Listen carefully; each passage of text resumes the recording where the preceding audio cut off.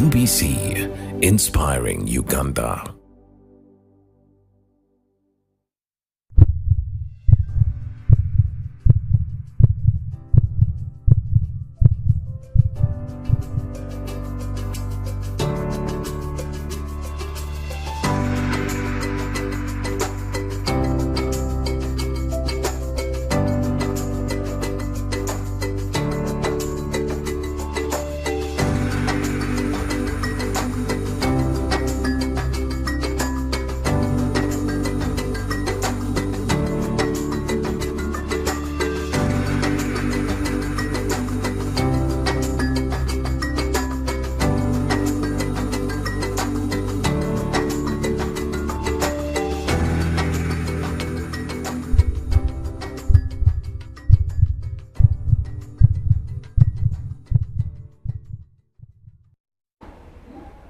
Good evening. Thank you for joining me, Sophia, on U Health Chat.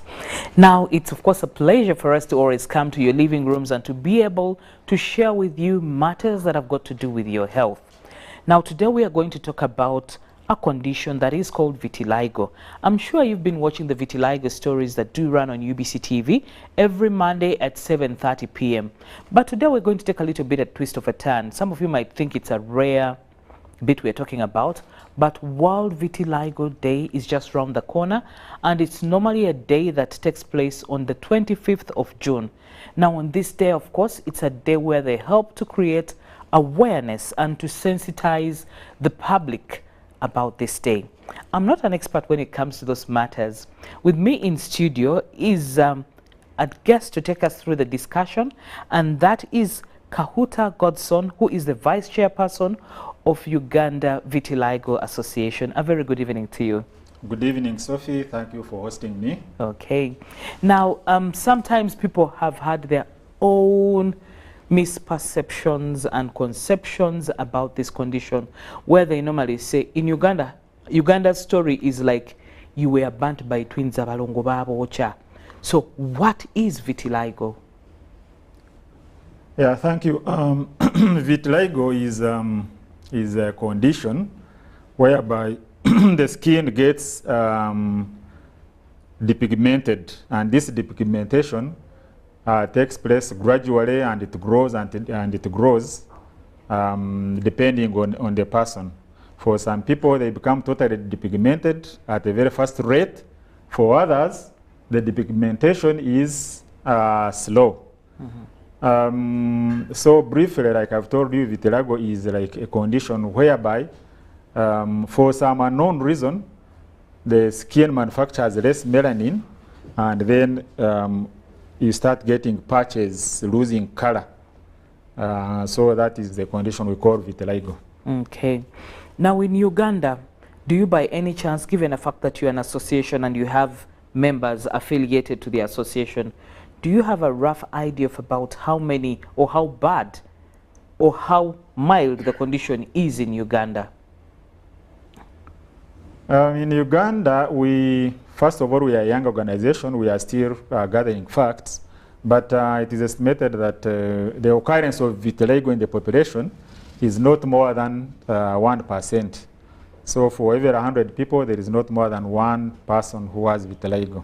And then I'm also, kindly help me if it's true or false. I made to understand it's more like, I'm told in Mutoma you have so many cases of persons living with vitiligo. Is it true? The truth of it could be that because we have held outreaches and association exercises there, and because we have held exercises there and mobilized people there, we are able to know that there are many people. We have not been able to go to the whole country to do a lot of mobilization, a lot of what. So I cannot accurately tell you that in Mitoma, there are more people with vitiligo than any other part of the country. It is simply because maybe we have done a lot of mobilization in that area that we are able to know that, yes, from the membership we have, from the population that we know, in Mitoma there are more people. Now, when you talk about the mobilization, how do you do the mobilization? How easy is it? Because I can imagine sometimes in some state of confusion, somebody doesn't know what is happening to them. They might as well want to close in. how are you able to get them to gather and to come together and to be able to feel at home? We have an association called Vitiligo Association of Uganda, which I bring you greetings. Our office is at Kamocha in one of those former KCCA flats. So as to how easy it is for us to make mobilization, first of all, we are mobilizing our colleagues. So when we are mobilizing, the people will come to us because they say they also have the same condition. It is not like we are people without a condition trying to mobilize people with a condition, but the organization is composed of people with a condition. So when we are doing the mobilization, it is easy. People will say, oh, another person who is like you is in this place, another person like you is in this place. So we are able to reach them. Some by phone, some by what. Then we first go there, mobilize them, prepare them, then we look for a day when all of them gather and we go and sensitize them and tell them about their rights and how to overcome stigma and all those things. Okay. You talked about overcoming stigma. It seems to be like it's one of those big challenges. What kind of stigma is associated with vitiligo? Oh yes, stigma I think is the biggest problem that people suffering with that people having a condition of vitiligo are facing. It comes because from time to time you find we are being discriminated from enjoying our full human rights. And even if you don't go on the level of understanding human rights, but you find in your day-to-day living, from time to time you get like isolated. Somebody is trying to, is fearing to associate with you fully, is not very free with you, is not very comfortable with you. Once in a while we find such situations in our lives, and it becomes uncomfortable. For example, you can be seated at a restaurant like I'm seated with you. There is a free chair. Somebody comes, the restaurant is full, he looks around, he sees the only chair is where you are seated. He hesitates to sit with you. Maybe he thinks you are going to infect it with him, or maybe you don't know what is going up in his mind. But you find the person might even not sit on that chair, go out and look for another restaurant.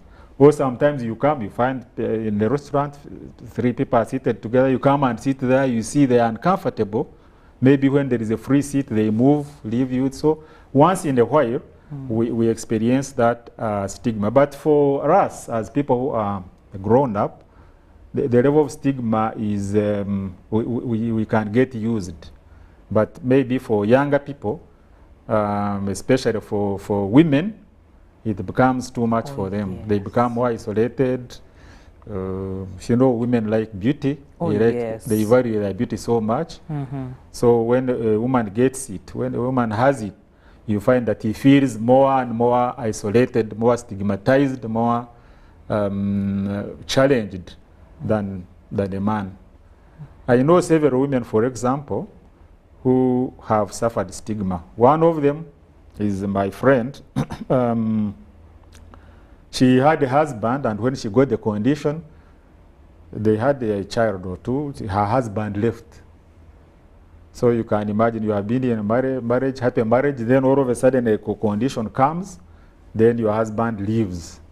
Another one, I think also, and that one, for example, that one has told me that, you know what, yes, my husband left, and I'm just there. My sex life ended then. I've spent 15 years without having my sex rights because I have the condition. So you find that people don't want to come and easily associate with you. You feel stigmatized. The stigma is a road. Then there is another young girl whom we are supporting in one of the schools in Western Uganda. She had dropped out of school. She goes in school, everybody is cheering her, making her uncomfortable until she could take it no more. So she fell out of school and remained at home. Even within the community, she could not move very freely. Then we went there. We had to go to her school. And sensitize, we first talked to the teachers. We had an assembly, we held an assembly. We addressed them, we taught them about vitiligo, it's non-contagious, all about it. And then we brought back to the girl to school, and we are now supporting her. She's now back to education. There are so many examples of people who have been stigmatized. There is another lady. By the time we came to know her, she was always indoors. She couldn't venture out of the house because she was fearing, and she was beginning to get mental derangement and mental problem. Then we called her. We said no. Then she enjoyed. She was set free. Now she's set free. She's married. She's working. I think she has even 2 children. Wow, so the stigma is there, and our association, Vitiligo Association of Uganda, is trying to do a lot to ensure that we overcome stigma of people living with vitiligo. Okay. Now, this is a fact. It's very easy for the women to stomach and stay with, because if she's been with you for years and she sees the depigmentation process happening, she'll know that this is my person and she'll stick along. Why is it easy for the men to run away as fast as possible? Because I mean, we the women are very cautious about, of course, the beauty and everything, you know. You'd think it's the woman who is like pushing away the man. She doesn't feel beautiful anymore. But I think as the women try to cling, the men are like, no way. Then they run away as fast as possible. I'm not sure that is true because I'm sure you don't have statistics to that effect. Do I? So there are men, and those men are my heroes, who also are married to women who have vitiligo. There is even, for example, our chairperson. She recently held a very, very good, colorful marriage. She has the condition her husband doesn't have. So there are men who go beyond what they are seeing. They look for intrinsic values. Oh, yeah. They see much as this person may have a condition here and here, but the inner person, the real him, is okay. Then they get married to that person. Now, likewise, there are men who, I mean, they look at the inner person, not the outer person. They see a woman, rather the woman also sees the man he can tolerate. The man also sees the woman and says, no, much as he has a problem here and there, but the qualities of a good woman, she is excellent. So they go ahead, and there are several men who are having very happy marriages to women who have the condition. But as to your question, I'm really not sure, but where I know an example which I've told you, I can't explain it myself because, I mean, if you have a wife, you will have your wife, and she got the condition before or during marriage. It does not change the qualities of that, the inner, what makes that person a wife. So there is no need why you should run away from her, because, I mean, what makes a wife a good wife is not the face, is not the beauty. We have seen very beautiful women who can't even, I mean, have good, good families. So I think those men, if at all they are there, like one of them whom I described, I can't understand why a man should do that. But the message I should give to such a man is that vitiligo is just a condition. It does not affect your inner person. It does not affect who you are. You remain with all your qualities, your ability to do whatever is required, whether in marriage, whether at work, whether socially, whether politically, everything. You still remain the same person. So when a person gets that condition, just know that it is the rest of the skin is fine, there is no difference, but only the color is the one which has gotten out of the skin. And color is not really the most important thing on a person. If it was most important, then I think those people would, they would say, for example, the whites, whom I believe have less melanin in their skin, would say now these ones are So in actual sense, I'm appealing to any person who is interacting with a person with vitiligo to know it's just normal. Don't run away from them. If you are married to them, stick with them. They can make beautiful wives. They can make beautiful husbands, beautiful brothers, sisters. They can perform in all ways. So people should not actually fail to fully embrace and associate with them. Okay. Now, Godson, let's get to a bit of the myths surrounding, you know, vitiligo. Like with one of our famous myths where they say, abalongo babocha. But then, is it true that a gluten-free diet can reverse the vitiligo? Well, there are, as you have said, there are so many myths regarding vitiligo. But to answer your question straight away, that gluten, when you get the condition, there are people, first of all, who get healed without any medication. Oh. Yes, it just goes the way it comes, and they become completely free. I know several people, no medicine.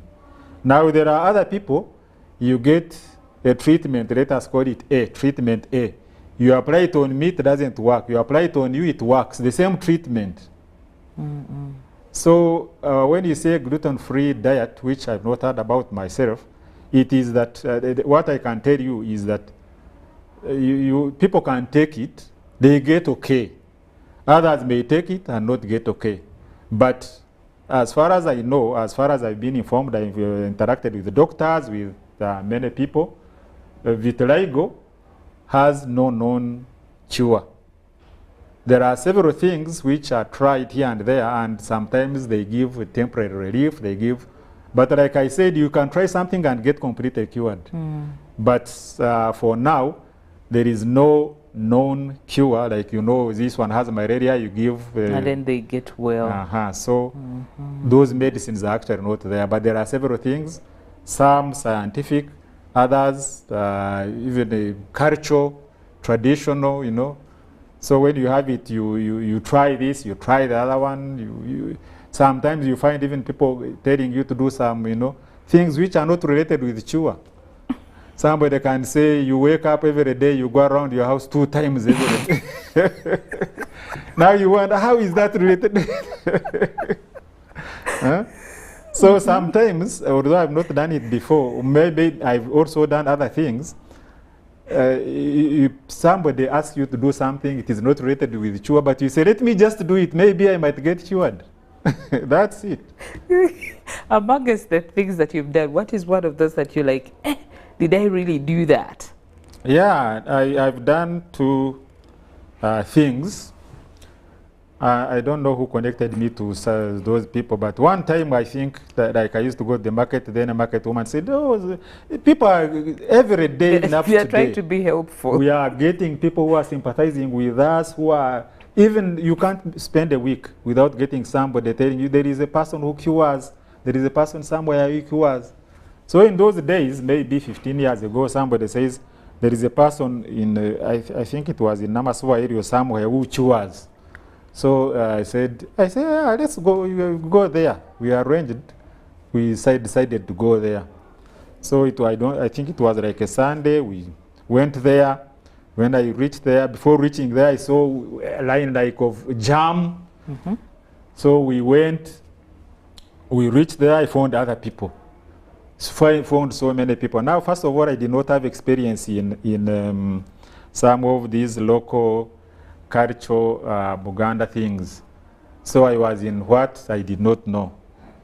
Not that if I had known it, I wouldn't have gone there, but I was in what I didn't know. So we found there people with different problems. This one has this problem, this one wants to be rich, this one is not performing well in the class, this one is, you know, so many people there. So they gathered us in a hut, and now the expert was there now.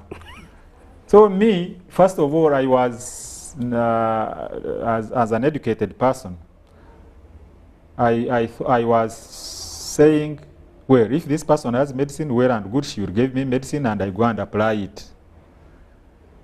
so I was very attentive about what was happening.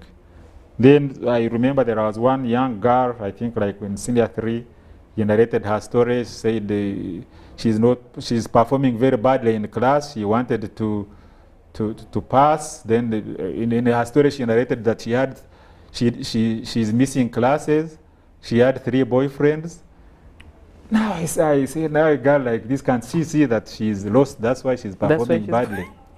So my turn came. I don't remember the question she asked me. I think she's likely to have said that I should bring some items.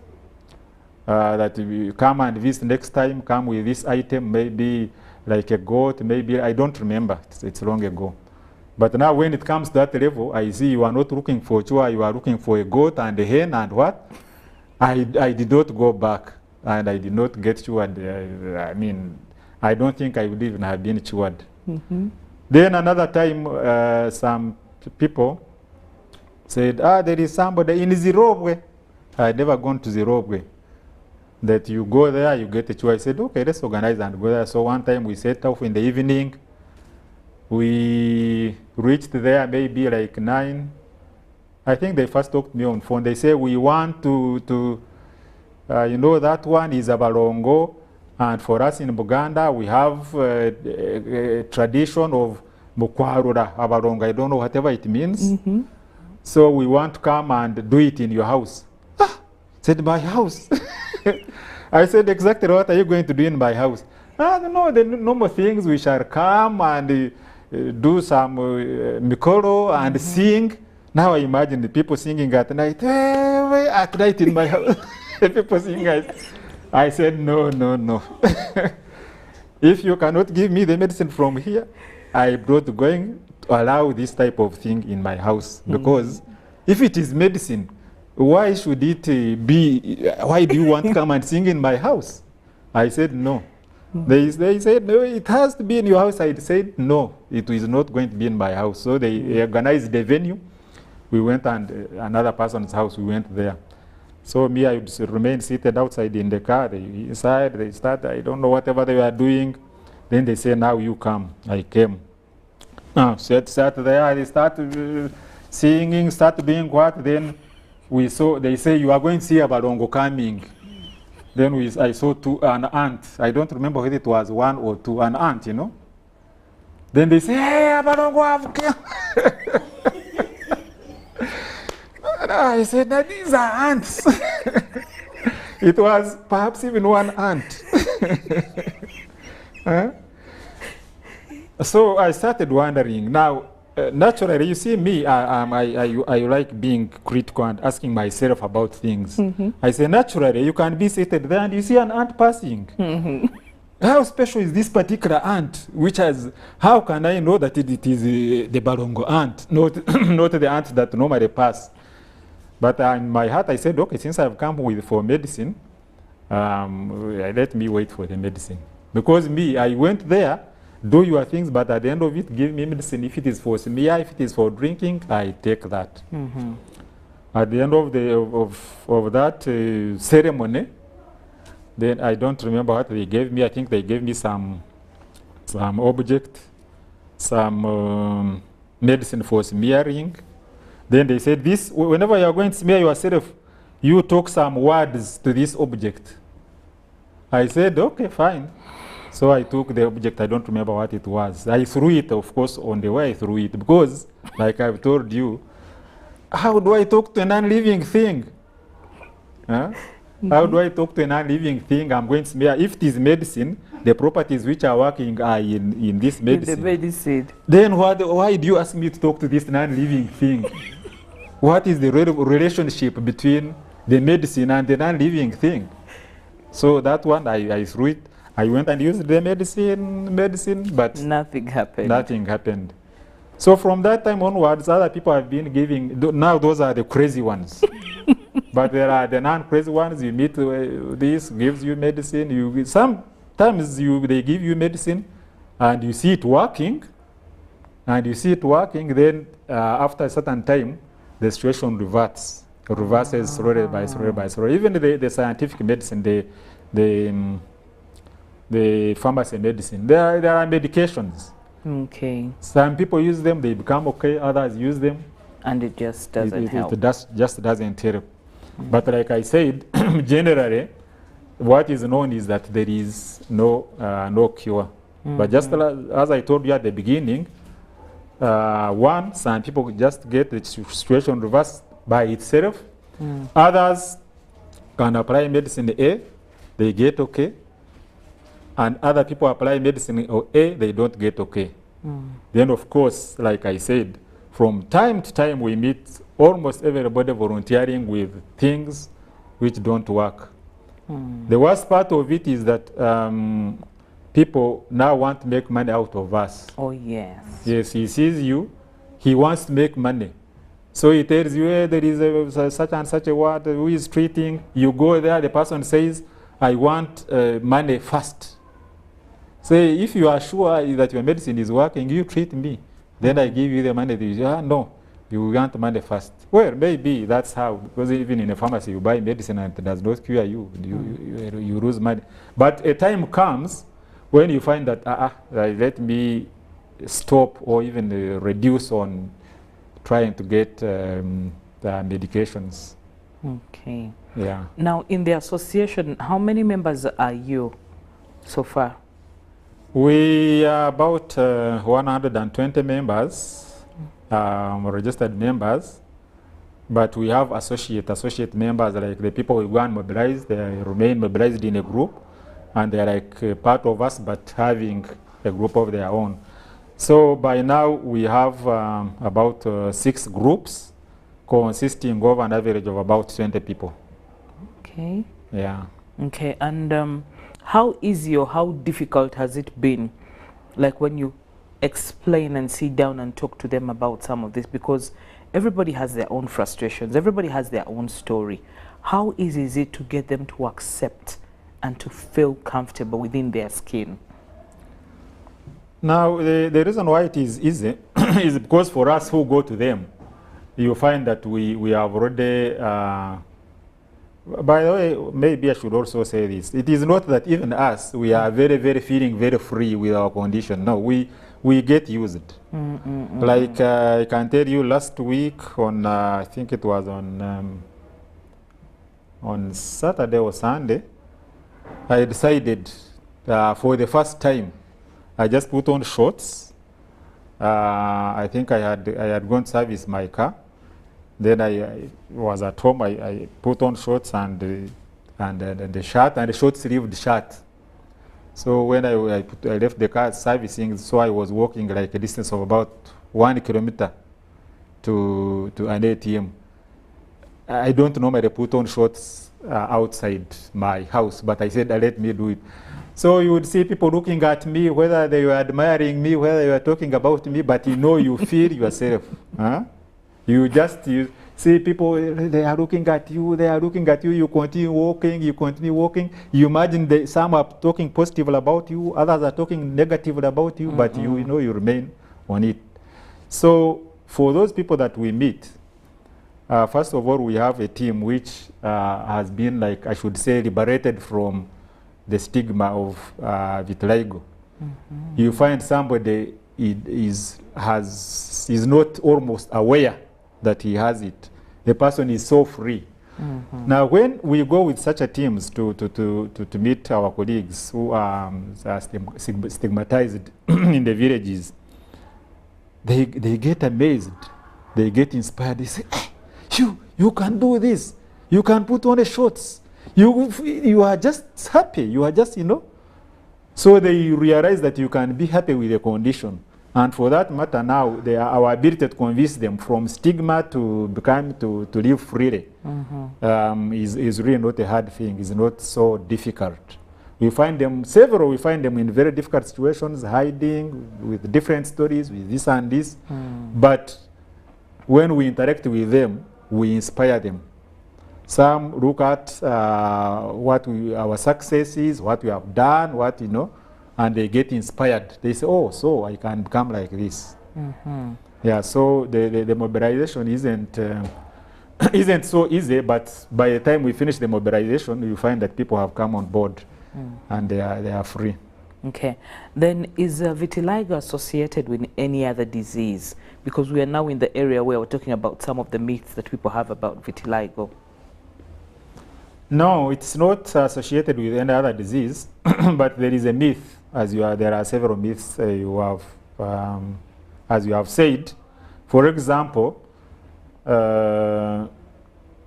me when I just got it, which was in 2000, 2001 there, it first came on my, inside my palm, then it went into this space between the fingers. Then my lips became red. Now when my lips became red, people said, oh, this one now has HIV, you know?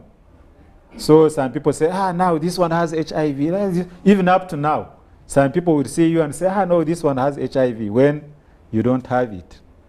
So even as some people may say, this one who has barongo, but some don't know it is barongo, it is, it is vitiligo. They say, actually this person has got HIV, this one has got what? The others, of course, barongo, others, you know, others don't know completely what it is. Yeah, so that's why as an association we come out to educate that there is no relationship between vitiligo and those other diseases that you are thinking about. Yeah. Now, when you come to the World Vitiligo Day as an association and with the members involved, how do you commemorate or how do you sit down to celebrate this day? Because internationally, it's a big thing and it's a calendar gazetted day. I don't know how you have done it for the times or for the period of time you have done it as an association.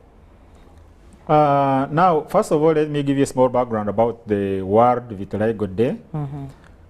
We always mark it on 25th of June of every year. It's an international day. The reason why it is marked on 25th June is because one of the most famous people who had vitiligo died on 25th June. This was Michael Jackson. Okay. Contrary to what people think, they think Michael Jackson, who was a black man from South Africa, he wanted to become like a white man and, you know, he bleached himself. The truth is that he got vitiligo, and one of the treatments for vitiligo is total depigmentation, whereby you are given an injection and you lose all the remaining and you become like a mzungu. So Michael Jackson had it, and that is the option that he took, the treatment that he took. So when he died on 25th June, it was decided that we should commemorate that as World Vitiligo Day. The purpose of World Vitiligo Day is to create awareness about the condition of vitiligo, so that people can get to know about it, know the condition, know the people who have it, know the people who are affected by it, so that we reduce the stigma surrounding vitiligo. The activities we do are normally to create awareness. In this particular day, we are going to clean a market in Kamocha. You are invited. Thank you. Please come and be with us. We have mobilized people ourselves. We go and clean the market. We get the media. We get people around so that they see our group. You know, you see like a group of 80 people with vitiligo, all focusing on cleaning the market. So that one will create awareness. So these people, I mean, so they are okay. So they, you know, that type of awareness, we create awareness so that it helps. Because now the people who are there, some of them will reach us to say, hey, by the way, and that's how we get members. I have my daughter is in senior 3, or my son is suffering, you know, he doesn't know what to do, you associate with him. Then we as an organization, we go and visit that person, that family, we reassure that person, we re-energize that person, and you find the person is back to, you know, he knows that with the condition, you can still achieve what you want to achieve. So this World Vitiligo Day, as I said, we shall clean the market in Kamocha on the 25th June. And the purpose is to create awareness about the condition. Because the awareness that we want to create is not only does not only benefit the people with vitiligo, but the people affected by vitiligo, because now there is a difference. Yes. There are people with it, they have their own challenges, but there are people who are affected by it. For example, if I'm a parent, I have children in the school, and I'm going to see my children say, hey, your dad, your dad, your dad. You know? I know. Somehow my children will be affected by. So it becomes incumbent on our organization to go and sensitize people whom we know they are affected by vitiligo, so that they also treat our colleagues in a fair way, so that they can enjoy their human rights fully. Okay. Now, of course, one thing that I know for a fact is when you undergo depigmentation in whatever part, then you're most likely to be a bit sensitive to like the sun. How are you managing as members of the association of persons with this condition? Firstly, as an organization, we get partners. They give us sunscreens. Sunscreens are actually jelly.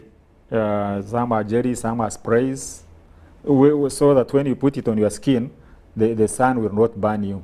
But now you see, like, I think people are affected differently. Like me in my case, maybe because most of the time my work is indoors, I rarely use any sunscreen.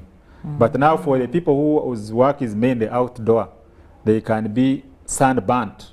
So you need to apply sunscreen. Like even me, when I go in the village, when I want to go out in the sun for a long time, I use those sunscreens. They protect you from the sun. Now this is one of the things that we give to people when we on our outreaches. You find there are people in the villages, they are getting sunburnt. You find their skin is burnt and here and there, and they are suffering. They don't know what to do. So you give them the free sunscreens, they use them, and you find they are doing their work more comfortably in the sun. Yeah. Okay, that's a good one at least. Who are some of the partners, or is there a policy in a way that we say we have a government policy that comes out to help and to see that you're protected, that you're given fair treatment, that you're not stigmatized? Do we have that anywhere here in Uganda? Not yet, and that is one of the things that we as an organization are doing. We want to bring, sensitize people and also to advocate in government, so that we are recognized as people who are affected, who are discriminated from here and there, and the discrimination is real.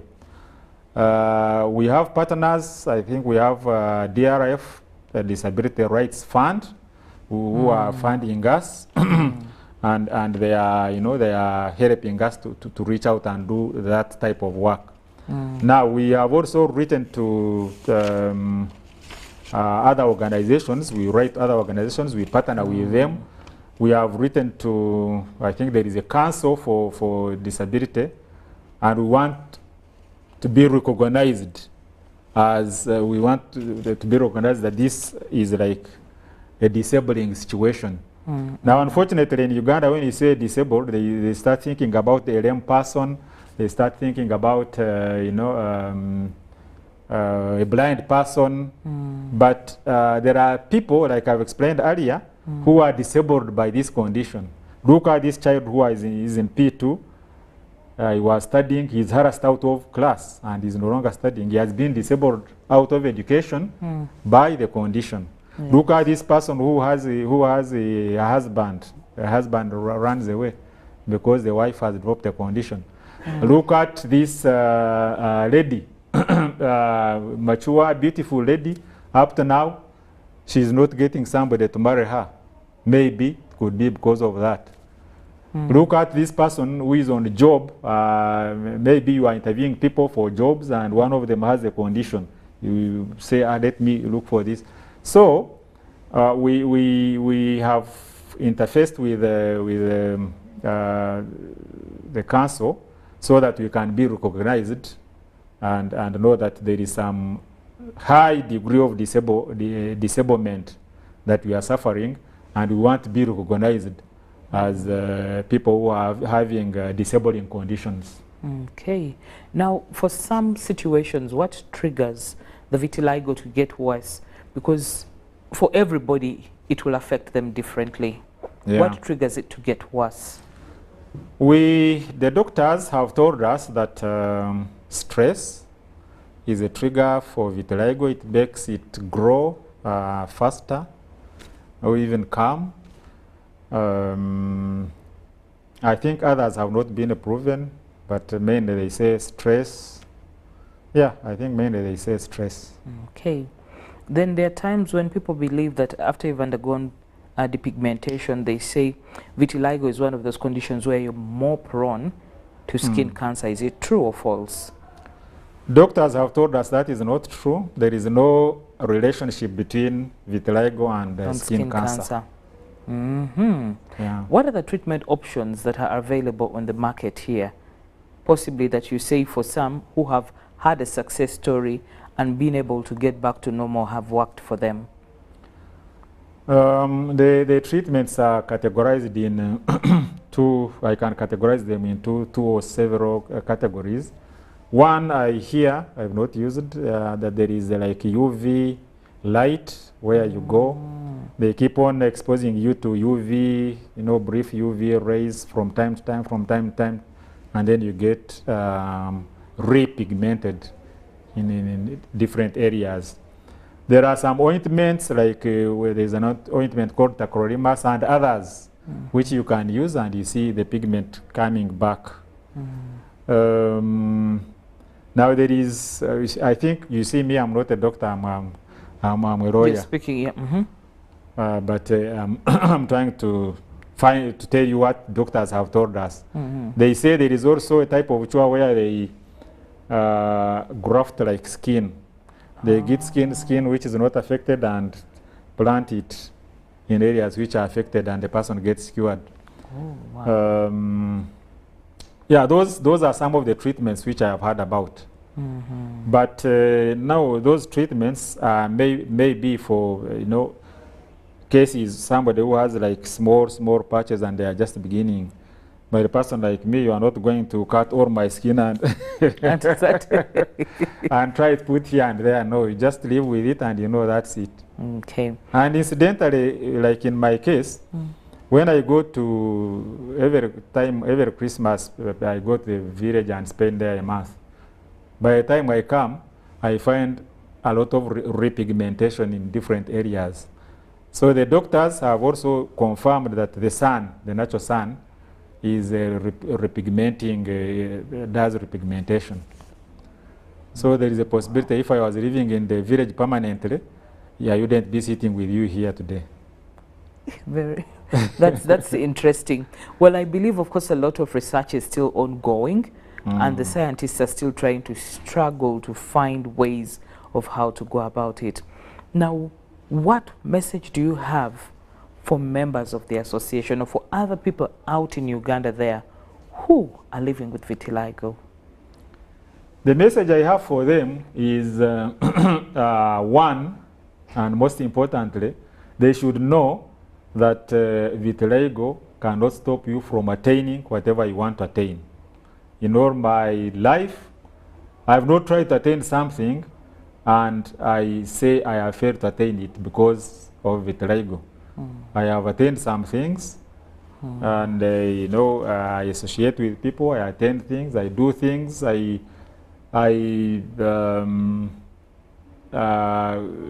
get elected on different executives, different advisory bodies, where and there. So they should know that you can lead a normal life, you can live the way you were meant to live. And nothing can stop you from attaining what you want to attain just because you have vitiligo. They should come out of the houses, come out of wherever they are, and explore the hates and reach out to their potential, reach out to their full potential, and I can guarantee vitiligo will not stop any person from succeeding and attaining whatever he wants to attain. And what is your take-home message for a person who is watching the show right now? The take-home message is that we should all come together and advocate for the rights of people living and people affected by vitiligo. Vitiligo is just a condition which can happen to anyone at any age. You can have reached like 20, 30, and you see it coming. It starts on you, it grows.